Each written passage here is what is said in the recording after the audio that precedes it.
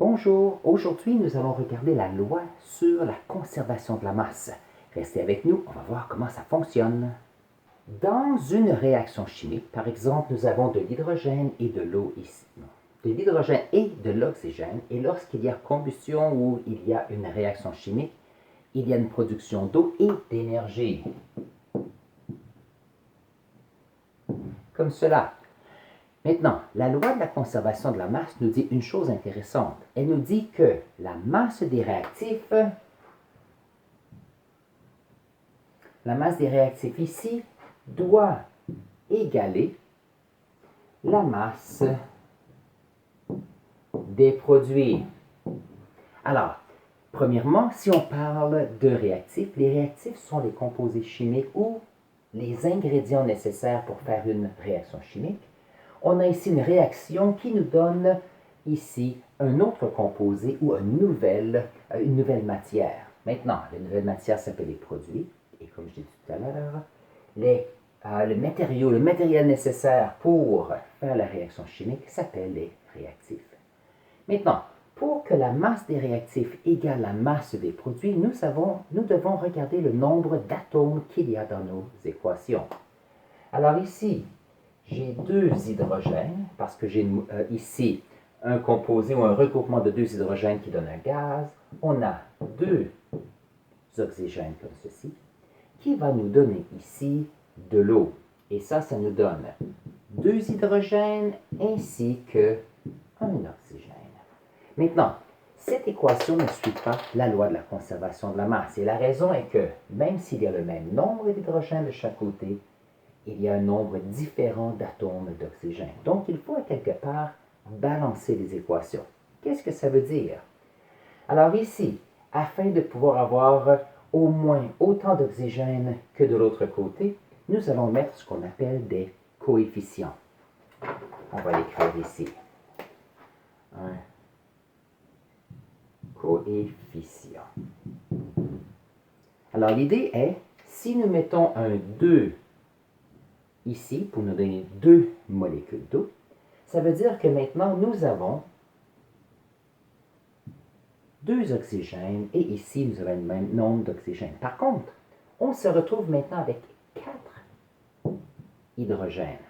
Ça veut dire que s'il y a 4 hydrogènes de ce côté-ci, on doit aller de l'autre côté et on doit avoir un nouveau coefficient pour deux molécules d'hydrogène ici, qui va nous donner 4 hydrogènes. Maintenant, ce que nous venons de faire, nous venons d'équilibrer notre équation.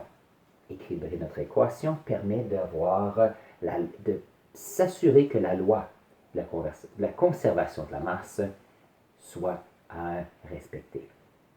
Maintenant, vous allez dire, oui, mais comment est-ce qu'il y a des trucs? Il y a quelques trucs. Par contre, souvent, c'est plus on en fait, mieux on devient. Voyons voir un autre exemple ici. Nous avons ici le méthane et l'oxygène. Le méthane est un combustible fossile avec l'oxygène va nous donner deux produits, le dioxyde de carbone et l'eau, plus bien sûr de l'énergie. Maintenant, est-ce que cette équation suit la règle de la loi de la conservation de la masse? Voyons voir. Il y a 4 hydrogènes, un carbone, voilà, et il y a 2 oxygènes. De l'autre côté, il y a un carbone, il y a 2 hydrogènes, et en total, il y a 3 oxygènes. Oups, on ne voit pas très bien.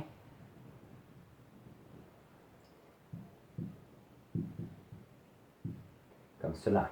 Moi, j'aime bien le faire sur une ligne, on peut faire des tableaux, ça fonctionne très bien aussi. Voyons voir. On a ici, on a 4 hydrogènes de ce côté-ci et seulement 2 de l'autre côté, donc ce n'est pas équilibré. On a le même nombre de carbone, donc ça va, et le nombre d'oxygène est différent. Donc moi, ma suggestion, c'est toujours de commencer avec les plus grosses molécules et terminer avec des composés qui sont seuls, parce que c'est très facile de pouvoir ajouter des molécules de ceux-ci.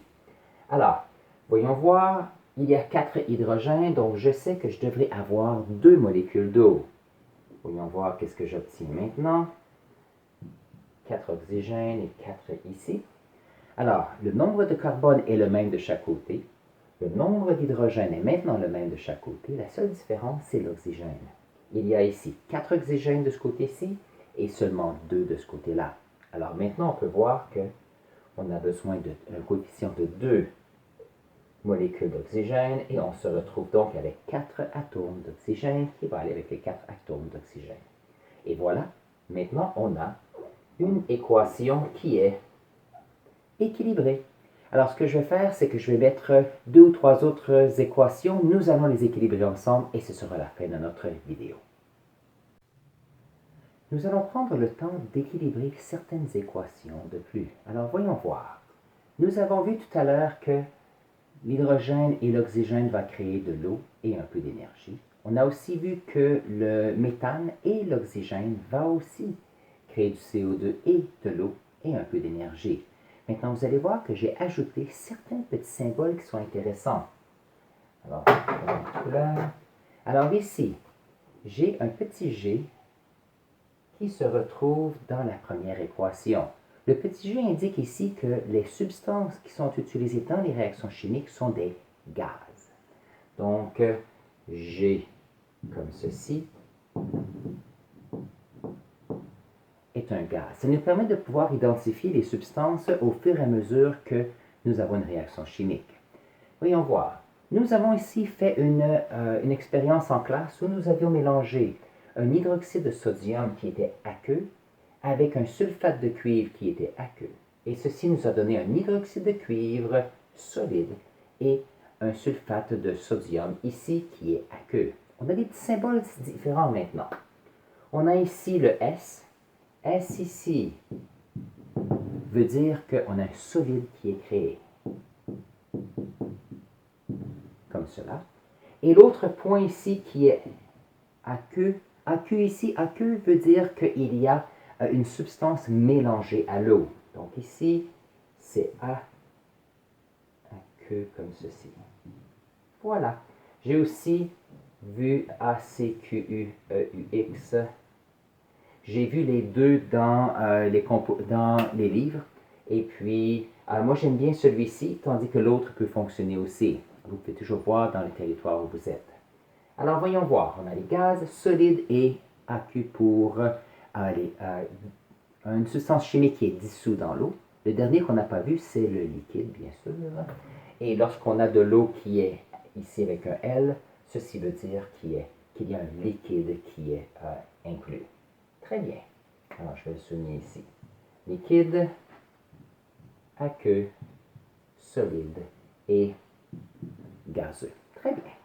Voyons voir 3 équations chimiques que nous allons équilibrer ensemble aujourd'hui.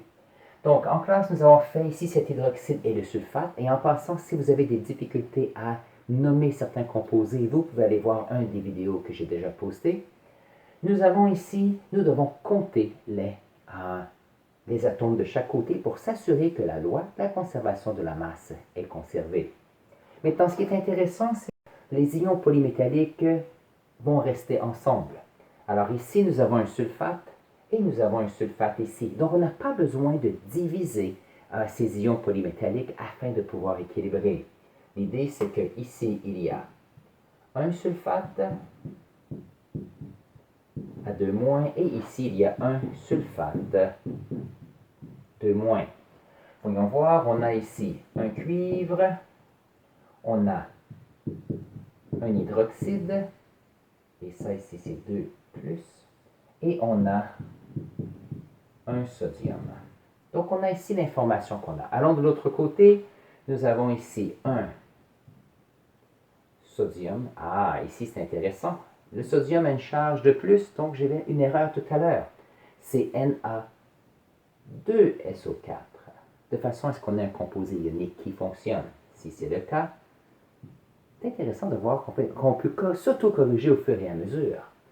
Ici, on a un hydroxyde et un cuivre comme ceci. Mais puisque le cuivre a une charge de 2+, suivant ce que nous avions tout à l'heure, l'hydroxyde de cuivre ici, j'ai fait une autre erreur, on va le corriger tout de suite.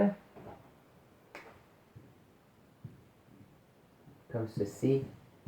Voilà.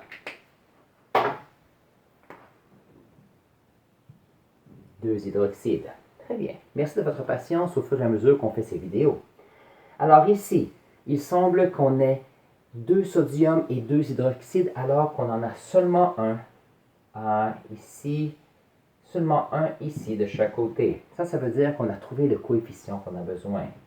On a besoin de 2 composés d'hydroxyde de sodium, ce qui nous permet d'avoir 2 de chacun. Alors, on a réussi à trouver notre équation équilibrée, qui sera 2 molécules d'hydroxyde de sodium aqueuse plus une solution aqueuse de sulfate de cuivre va nous donner une molécule d'hydroxyde de cuivre solide, ainsi qu'une solution aqueuse de sulfate de sodium. Maintenant, comment appelle-t-on le fait qu'il y a un solide qui se retrouve dans un liquide, qui est cette solution aqueuse? On appelle ça un précipité. Voyons voir si on peut écrire le mot. Donc, on bâtit notre vocabulaire, bien sûr.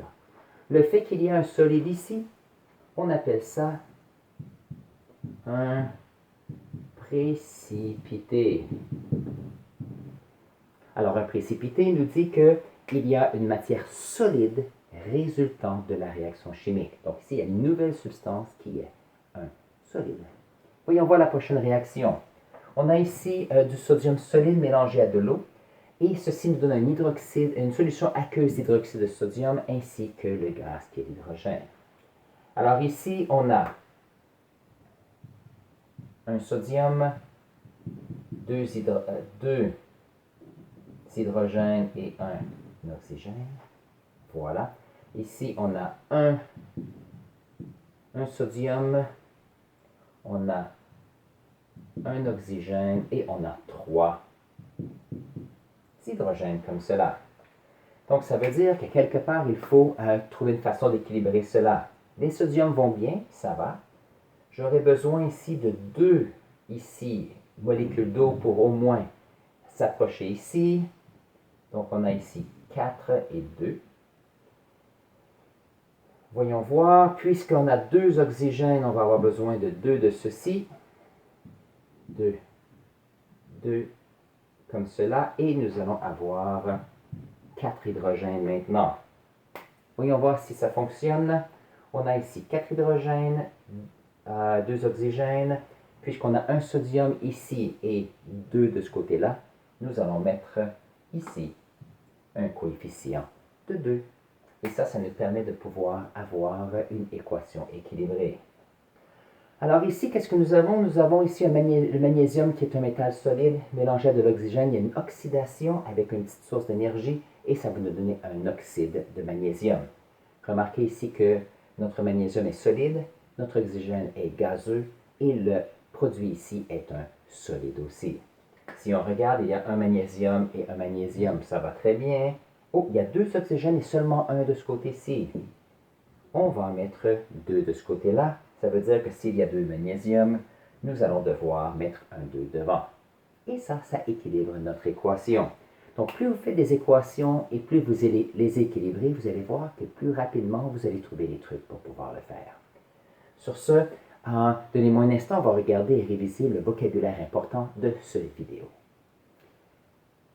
Alors, pour conclure, voyons voir. Nous avons que la loi de la conservation de la masse est la masse des réactifs doit égaler la masse des produits.